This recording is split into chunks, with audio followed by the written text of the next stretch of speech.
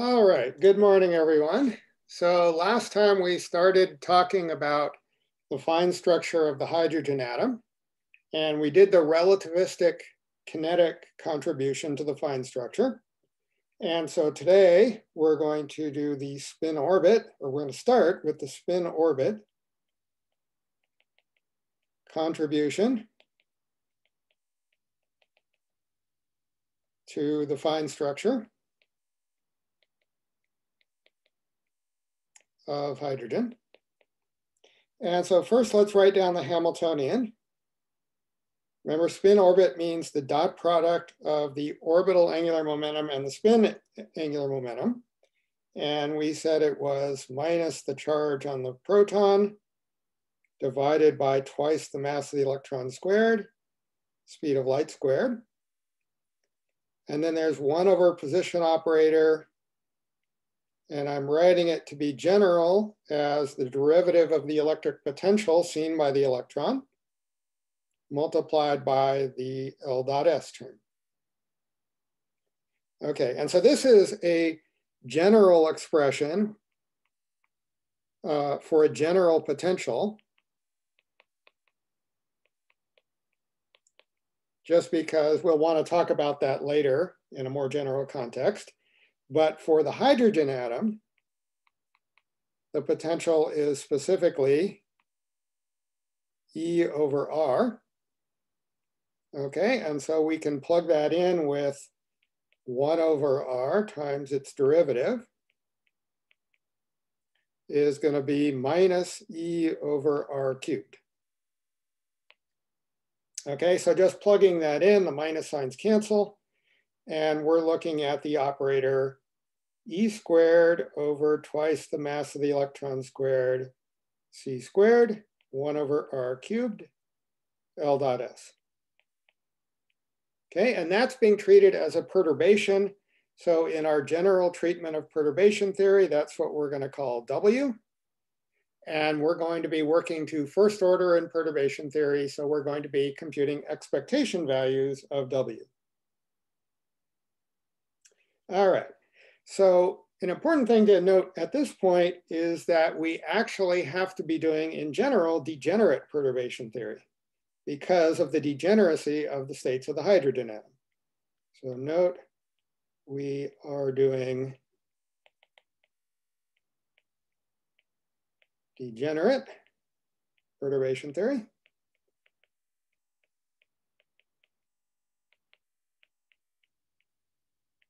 And so if you remember what happened when we did degenerate perturbation theory, the very first step that we are always supposed to do is to choose a basis where the perturbation is diagonal. So we want to use a basis, an orthonormal basis, where this is diagonal.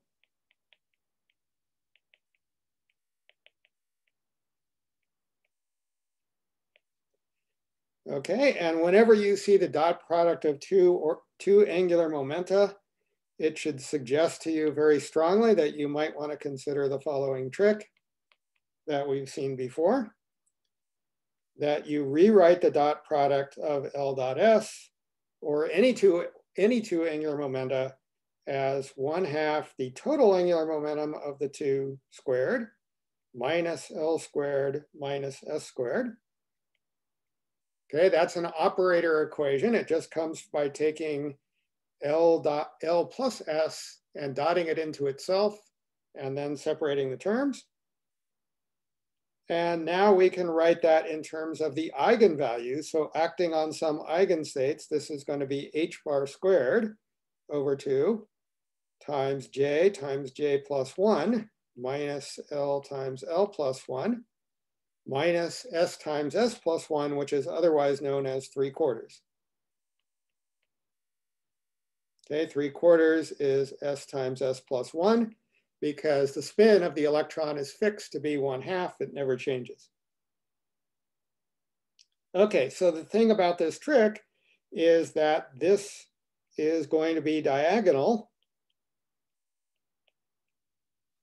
if we choose the basis of total angular momenta. So the things that label our basis for the hydrogen atom are first going to be the principal quantum number n, and then there's the orbital angular momentum quantum number L, and then there's S, which is actually fixed to be 1/2. So from now on, we won't write it down. And then there's the total angular momentum J that we get by adding together L and S. And then there's the Z component of the total angular momentum. Okay, and so that's the basis that we will use.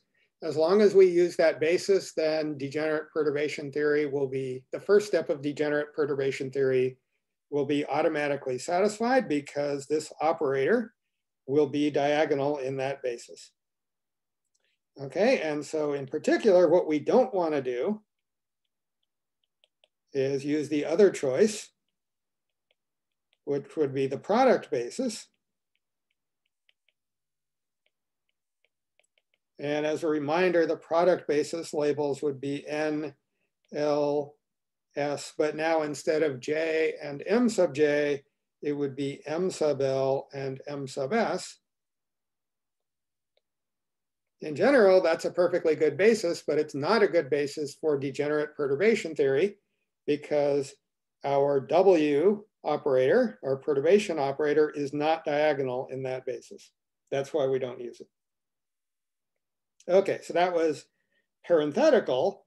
And so now going back to the good basis that we are actually going to use, the first order correction to the energy from the LS, the spin orbit part of the Hamiltonian, from N for the state N, L, J, M sub J. As I just mentioned, we're not gonna bother writing down the S label anymore because it's fixed to be 1/2, it never changes. That's gonna be H bar squared, E squared over 4 ME squared, C squared, times J times J plus 1 minus L times L plus 1 minus 3/4. Okay, but then there's the radial part of the operator, the 1 over the radial coordinate cubed. And so that's going to be the expectation value of that operator. And that's in the state NL. I could write M there. We could evaluate it for some value of M, but it's not going to depend on M. So I'm just writing N and L here to indicate what state we're going to evaluate that matrix or that expectation value in. Okay, so now we need a trick for this. Last time when we did the relativistic kinetic part of the Hamiltonian, we needed tricks for 1 over r expectation value and 1 over r squared. And now we need 1 over r cubed. Okay, now there's various tricks that you can do to compute that. The one thing you probably, or you definitely don't want to do when you see something like this, unless it's your absolute last resort, is you don't want to write this in terms of Laguerre polynomials and spherical harmonics and compute away, because you'll be computing for a very long time. Instead, in general, you want to use properties of those functions rather than the functions themselves. And so in this case, the properties of the function that we're going to use has to do with integration by parts. So let me summarize this in terms of the following very general kind of trick, which you're also supposed to use for homework to compute what I'm about to compute plus some other things. And that's a recurrence relation. I never know whether to say recurrence or recursion. There's probably a correct thing, but recurrence relation for any integer q, as long as q is greater than minus L minus 1. Okay, and we'll get back to why that requirement is there. But it has to do with a relation between different expectation values of powers of R in the hydrogen atom ground state. So this is specifically for hydrogen atom. Of course, it won't work for other things. And so here it is. You take q plus 1 over n squared times the expectation value of r to the qth power minus 2q plus 1, Bohr radius, expectation value of r to the q minus 1, plus q over 4, 2l plus 1 squared minus q squared times Bohr radius squared, expectation value of r to the q minus 2 power. Okay, all of that stuff is supposed to equal 0. And so the Bohr radiuses are in there just by dimensional analysis. If I have 1 less power in my expectation value of the radial coordinate to compensate, I need another Bohr radius. And if I have 2 less powers, I need 2 Bohr radiuses. Okay, and so this is supposed to be true for any q in the state NLM. So when I write the angle brackets, I'm computing expectation values in that state. And again, it doesn't actually depend on M.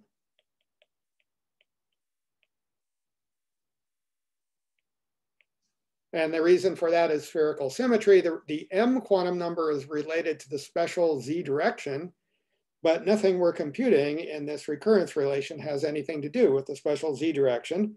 It's just the radial coordinate, and that's spherically symmetric, so it doesn't care what's going on in the Z direction. Okay, so there's a little bit more of an outline of the proof of this in the notes. I'll just mention here in parentheses that the way to prove this is by starting from the differential equation. That's why I say we're using the properties of these functions, not the functions themselves. Okay, and it's convenient to write it in terms of this quantity UNL, which is the radial wave function divided by R. And then you rewrite the radial coordinate in terms of this thing rho. Okay, so when we first derived the properties of the wave function, we did it in terms of these functions u. And so if you take that differential equation that you get, don't try to solve it, but instead multiply the differential equation by a quantity rho to the q times rho times the first derivative of the function u plus q plus 1 over 2 times u. Why that particular combination? I can't give you a good reason except it works. Okay, but then when you multiply that, you integrate by parts a couple of times. So Professor, you said it's a rho squared, right? Rho squared. I'm not saying a rho squared. There's a rho to the q power. Okay, what's that? And that's a p, right? These are all rows. Okay. Okay. Okay. Okay, so anyway, if you take that and you integrate by parts a few times, then you get this very useful recurrence relation. And then once you've got it, we don't have to worry about the proof anymore. And so this encodes lots of useful information. And basically the strategy, and again, you're supposed to do this for homework, you should actually repeat part of what I'm about to say and then do a few more cases. That's what the homework problem wants you to do. You just plug in different values of Q and you find out what it tells you. So for example, we plug in, let's see what happens when we plug in Q equals 0.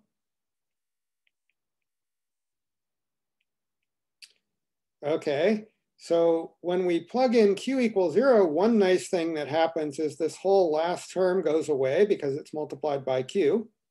So that whole thing goes, oops, that's not what I wanted to do. That whole thing just goes away. And r to the q, this is the expectation value of 1, which is just 1.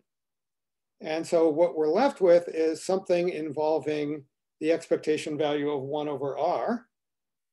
And so without going through the details, this gives the expectation value of 1 over r, which we already calculated last time.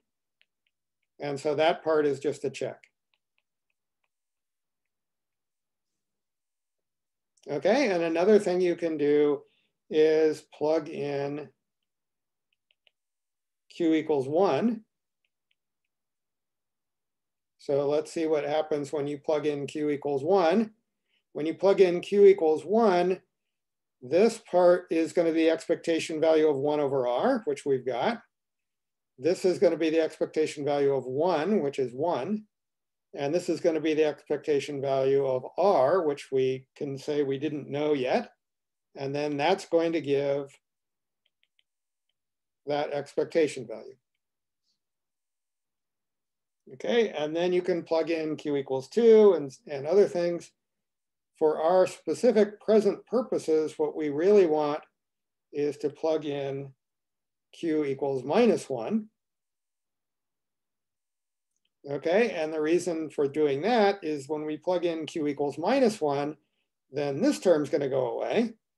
And we're left with the expectation value of r to the minus 2 from here, which we computed last time. And then we have the expectation value of r to the minus 3, which is the thing we actually need today.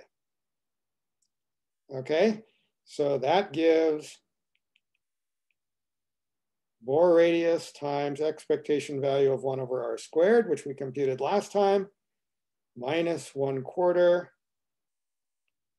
2l plus 1 squared minus 1 Bohr radius squared, expectation value of 1 over r cubed, that equals 0.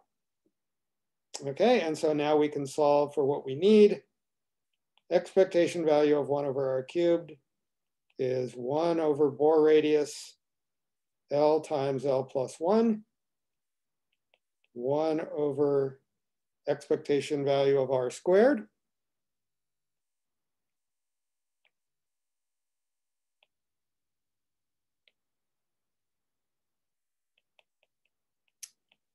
Okay, and then from last time we learned what that was. So this is 1 over Bohr radius cubed times n cubed in the denominator times L plus 1 times L plus 1/2. Okay, so that's the thing we actually need today.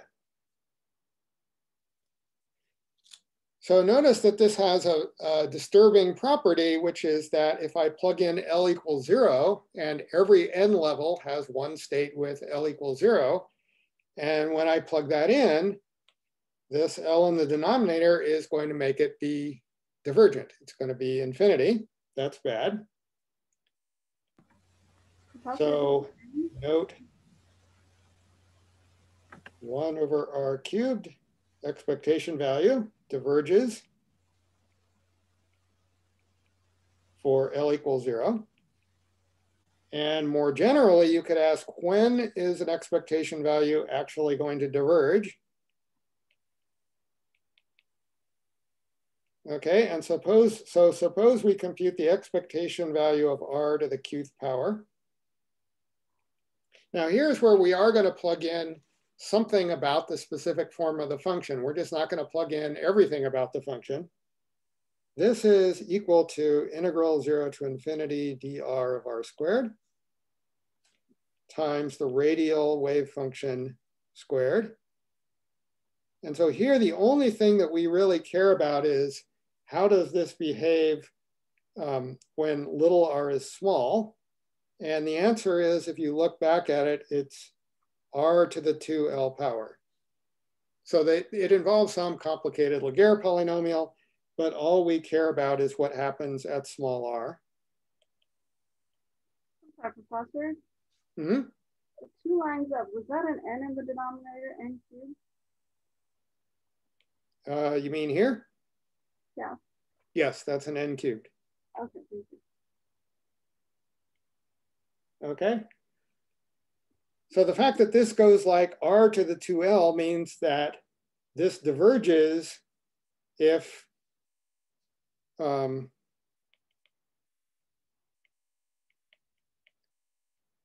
plus Q plus 2L is less than 0.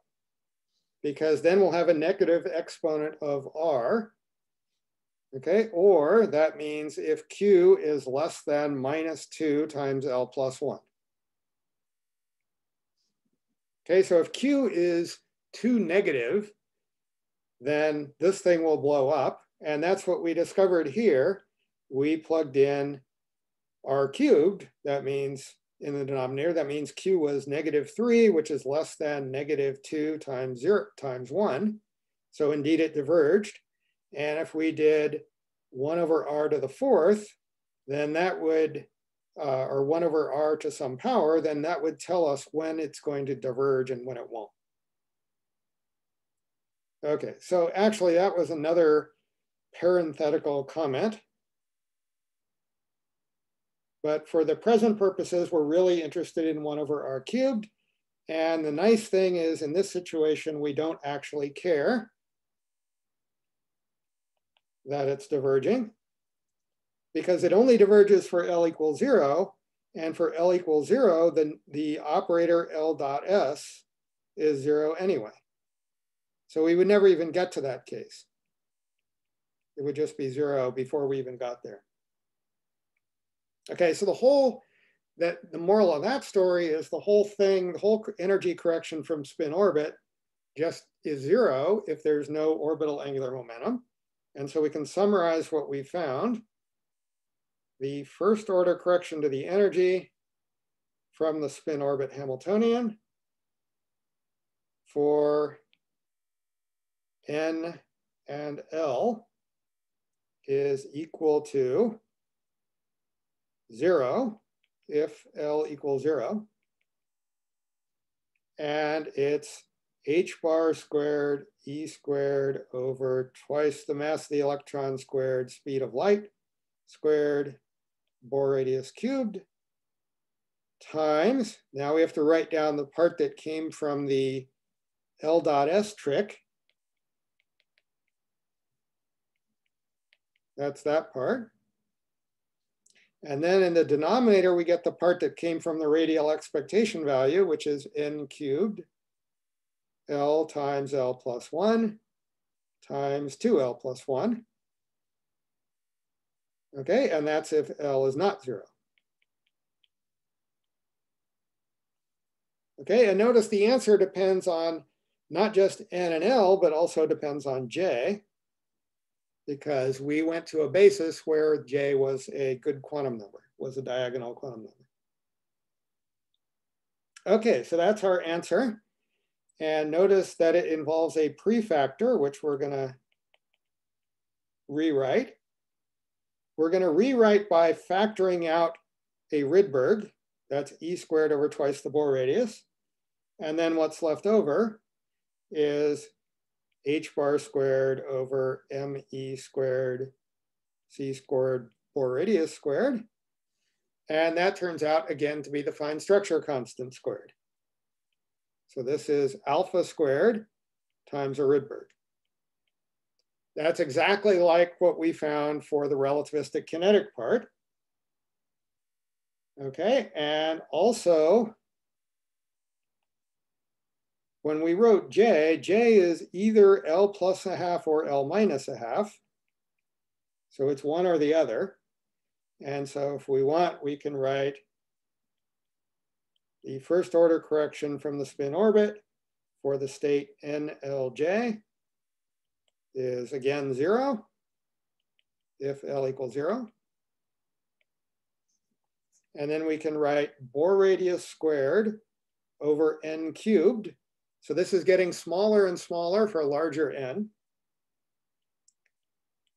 Times a Rydberg, that's the energy scale.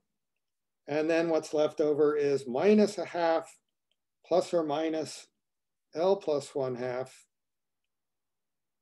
divided by L times L plus 1 to 2L plus 1. So you're supposed to plug in plus or minus a half here. Let me rewrite that as plus or minus a half. You're supposed to plug that in according to whether J is L plus a half or L minus a half, respectively. Okay, and again, this is for L not equal 0.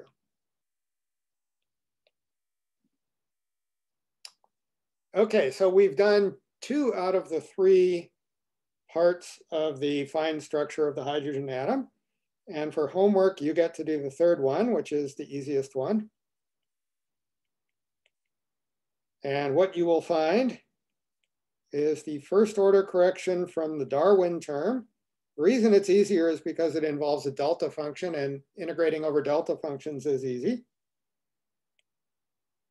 Okay, and that turns out to be, again, fine structure constant divided by n cubed times a Rydberg energy. But unlike the previous one where it was 0 if L equals 0, this one is non-zero only if L equals 0. So it's got a Kronecker delta for L equals 0. All right, so now once you've done that for homework, we have all 3, and we can put together the fine structure contributions. All of this is in 1st order degenerate perturbation theory. And we can do it in 3 cases. We have to divide it into 3 cases because L could be 0, L could not be 0. And if L is not 0, then there are 2 cases for J. So the 3 cases are these. L equals 0, which forces J to be 1/2.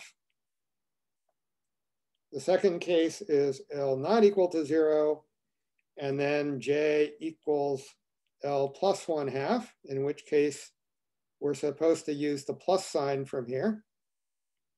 And then the third case is L not equal to 0, but J equals L minus 1/2, in which case we're supposed to use the minus sign from up here. Okay, so let's just do these 3 cases. We've got everything down to just arithmetic. And so for case 1, if you look back, so we've got E1 relativistic plus E1 spin orbit plus E1 Darwin.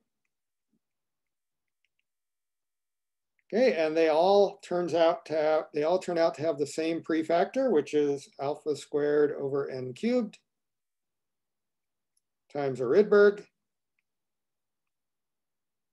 And then the things that contribute are 3 over 4n minus 2 plus 1. Okay, or just rewriting it. There's the prefactor that's going to be in front of all 3 of our contributions. And this is 3 over 4n minus 1. Okay, and then there's case 2. So case 2 is, again, going to have the same prefactor. So the change in, I won't write the same stuff here, but it's the same thing. So it's alpha squared over n cubed, e squared over 2 Bohr radius. This time, the relativistic part was 3 over 4n minus 2 over 2l plus 1. The spin orbit part is 1 over l plus 1, 2l plus 1. And the third part is 0. Remember, the spin orbit didn't contribute, or sorry, the Darwin term doesn't contribute if L is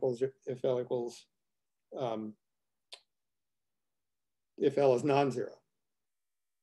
Okay, and so now we can simplify that by writing this as prefactor and now it's 3 over 4n minus 1 over L plus 1. Okay, and then there's case 3.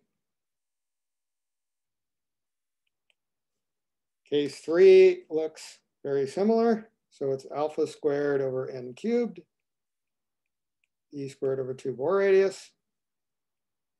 Now it's 3 over 4n minus 2 over 2l plus 1 again for the relativistic kinematic, and minus 1 over L times 2L plus 1 for the spin orbit. And the Darwin again gives 0.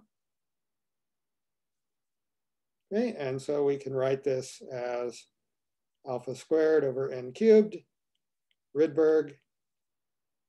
And now it's 3 over 4n minus 1 over L instead of minus 1 over L plus 1. Okay, so now we have 3 different expressions for 3 different cases, but if you stare at them long enough, you realize that actually they can be combined into a single expression, because in all 3 cases, it just so happens that the first order correction, the total first order correction to the energy, which we're labeling by N, L, and J, is our prefactor. And then in all 3 cases, it's 3 over 4n minus 1 over j plus 1/2. Right, so if L equals 0, then j is 1/2, and j plus 1/2 is 1. That matches this. And similarly, for each of the 3 cases, that last term happens to be these. So this is the better way to write things because it works in all 3 cases. And actually, you can redo this if you do relativistic quantum mechanics, which we will not do in this course. You can find this somewhat more naturally without splitting into 3 cases from the Dirac equation directly. So it can also be found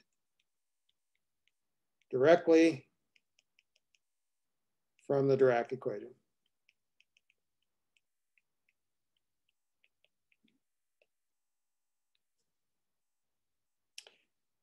All right, so now we can write down how big this fine structure effect is for the lowest few levels to get an idea of how things split apart.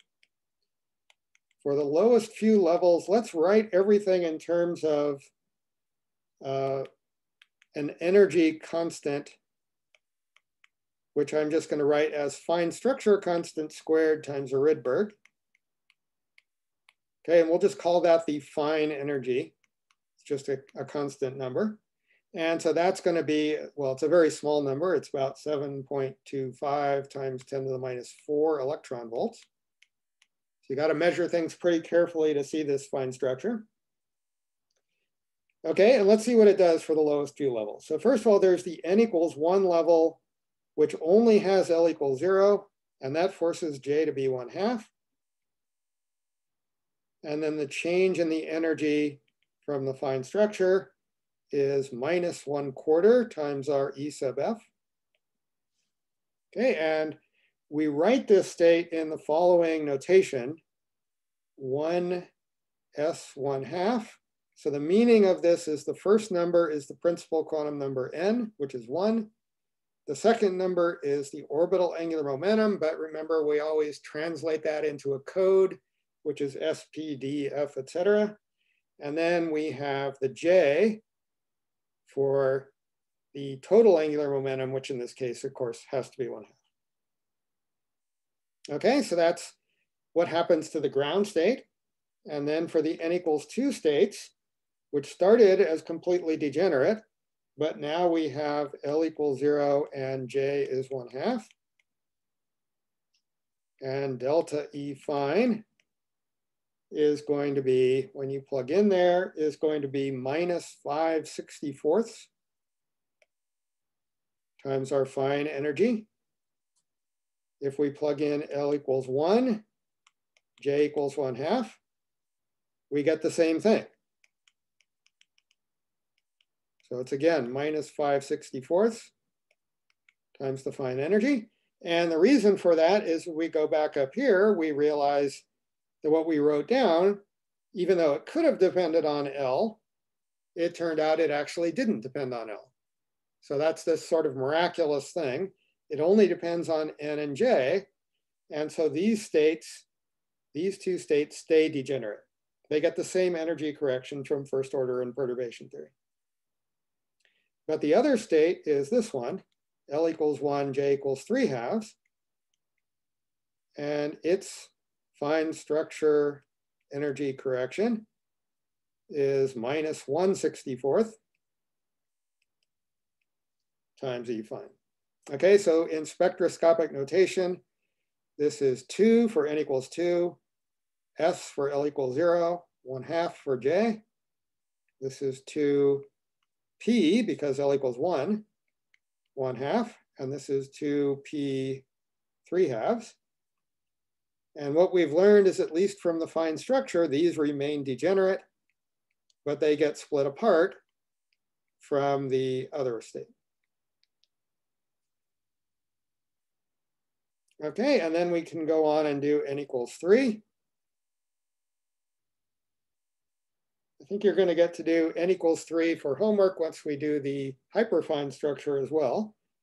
Okay, but let's see what cases we have. We have L equals 0. That means J has to be 1/2. We have L equals 1, which means J can be 1/2, or it can be 3/2. And then we have L equals 2, which means J can be 3/2, or J can be 5/2.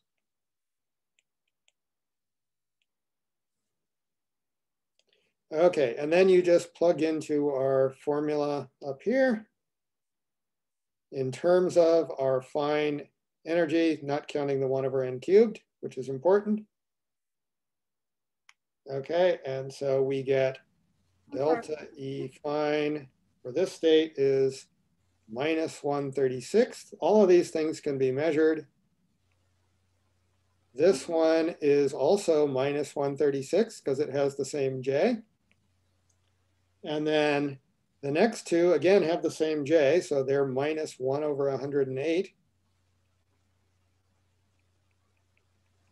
Professor? Mm-hmm. I'm sorry to interrupt you. My memory is a little bit slow right now. We calculated these J's based on the L?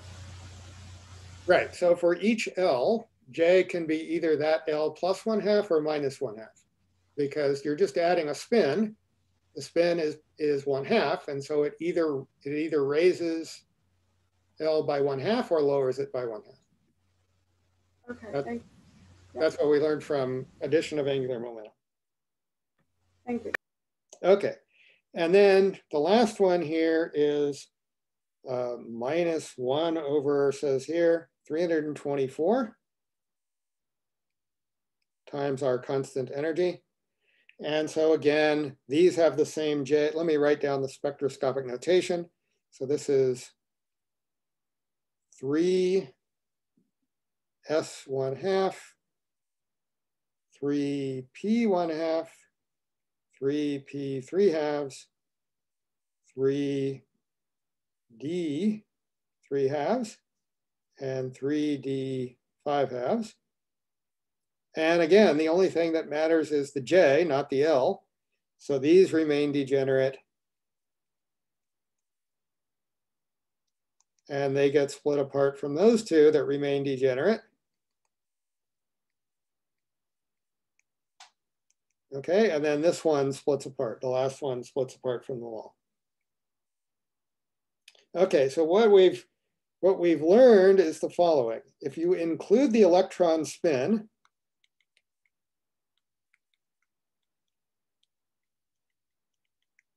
okay, each of the n levels, each level n, and there are 2n² of them, 2n² states, and the fine structure splits them apart into n sublevels.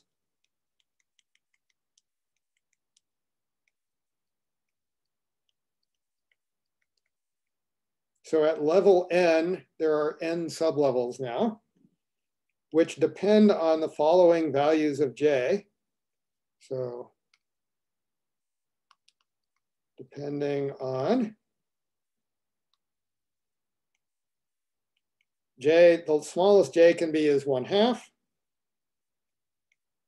3/2 up to n minus 1/2, right? Because the largest L can be is n minus 1, and then I add 1/2 to get that, to get the largest j level. So that's n minus 1/2. And so that's what happened here. For example, we got 1, 2, 3 levels, depending on our j's that went from 1/2 up to 3 minus 1/2, which is 5/2. Okay, and so the same thing will work for n equals 4. You'll get 4 levels with j ranging from 1/2 up to 7/2. Okay, so that's only part of the story though, because as I've already mentioned, there is also something called hyperfine structure, which is even smaller.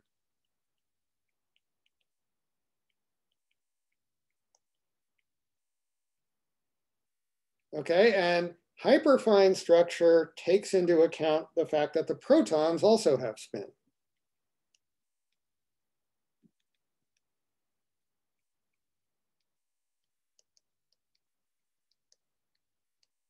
So that's going to be less important, but still measurably important.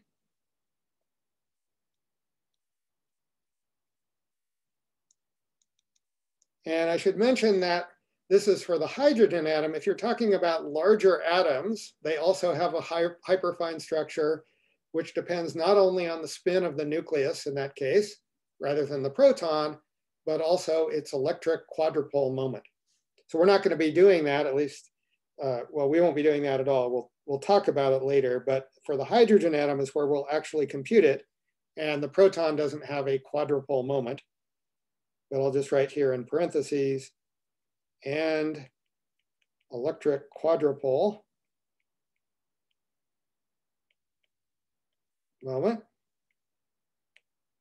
for other nuclei,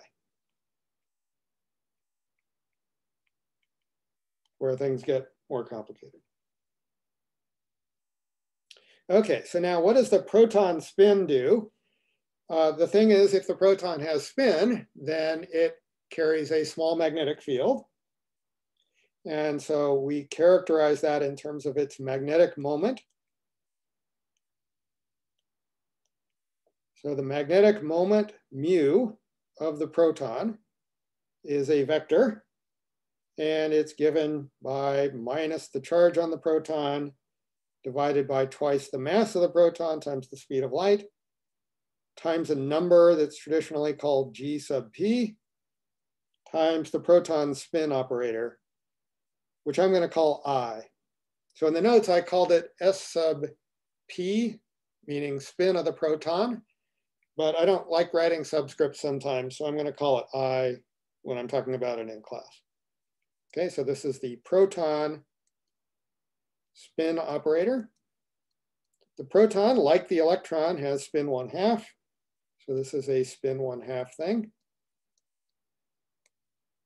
Okay, and it's S sub p in the notes. All right. So now what about this G sub p quantity? So G sub p is called the G factor, or the gyromagnetic factor of the proton. And basically you have to go out and measure it because the proton is a complicated object built out of quarks and gluons and antiquarks. And so it's not something you can calculate very easily. It turns out to be, but from experiment, about 5.585694701 with a very small uncertainty because lots of people have measured it very carefully. I think that's the right number of zeros.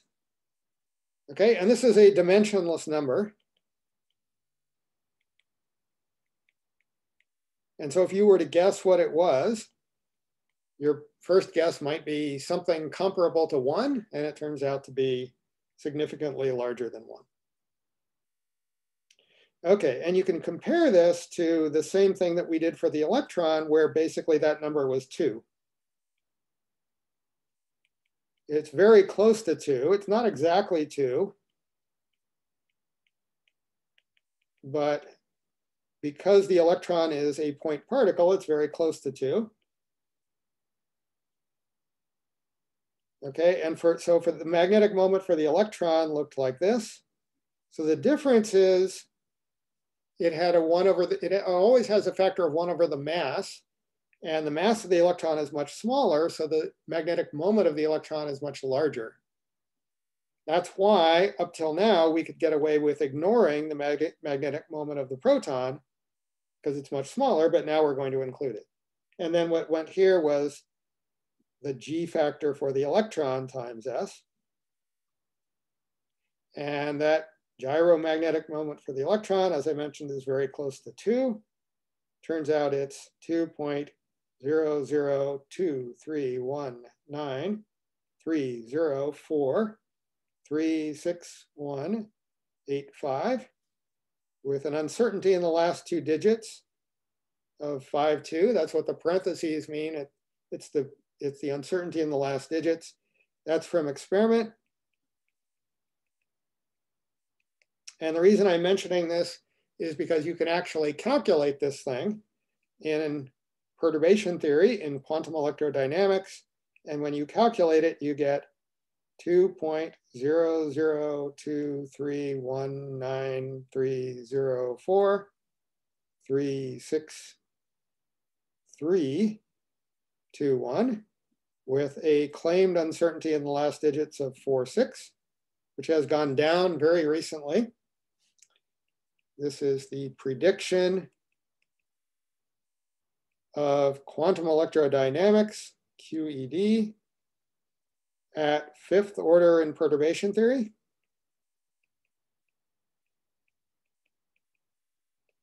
Fifth order in perturbation theory means there are thousands of terms. Each one of those terms is so complicated that most of us human beings would never be able to calculate even one of them. Okay, but they've got computers that do it, and people have literally devoted their lives to doing this calculation. And so we used to say that this was the greatest agreement in physics. But if you stare at this carefully, you realize it's actually not a perfect agreement anymore.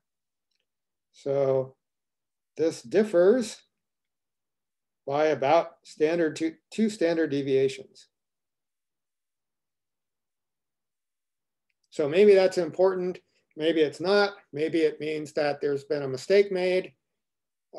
Maybe it means that there's some new physics that we don't know about that contributes at a very small order in perturbation theory, and that's the reason for it. Nobody really knows, but that's not important for this course where we just have been calling it, and we will continue to call it 2.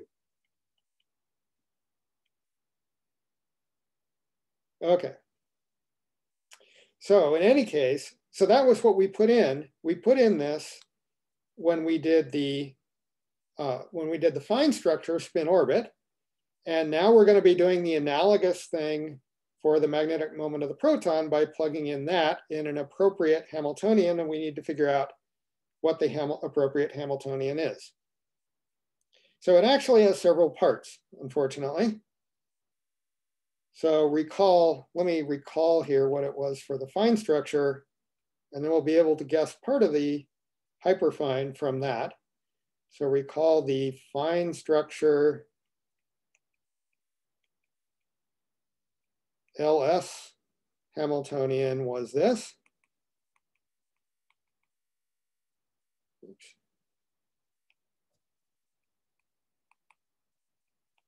H fine LS was electron charge over 2 MEC, 1 over R cubed, mu E dot L. So let me just rewrite that in terms of the S.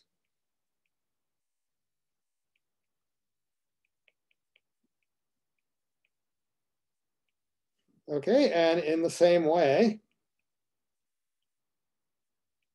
because all we're really doing is taking into account the interaction of the magnetic field with the orbital moment or the orbital motion of the electron.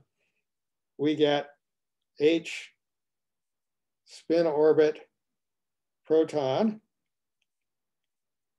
is minus E over 2 MEC, 1 over R cubed. Now the magnetic moment of the proton dotted into L. So that gives E squared G proton over 4 ME M proton C squared, 1 over R cubed. But now the only difference is I dot L, where I is the proton spin rather than the electron spin. Okay. But as I mentioned, this is only part of it. There's also the interaction of the proton spin and the electron spin. So the electron and proton spins interact. And that turns out to be the same order of magnitude, so we have to include it also. And so we will start with that next time because we're out of time today. Professor? Yeah. Is that mu of C or mu of E? I'm sorry, I fell behind. So this is E. This one? Yeah. Yeah, that was mu of E. Mu of E meaning the magnetic moment of the electron. So there's no mu of C. This is the magnetic moment of the electron. This is the magnetic moment of the proton.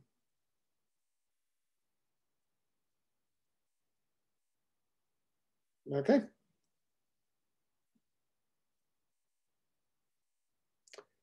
All right, any other questions on today's lecture? All right, if not, then we'll continue with the hyperfine structure next time, and then we'll be able to put the fine structure and the hyperfine structure together and get a map of the n = 2 level of the hydrogen atom. So we'll do that next time.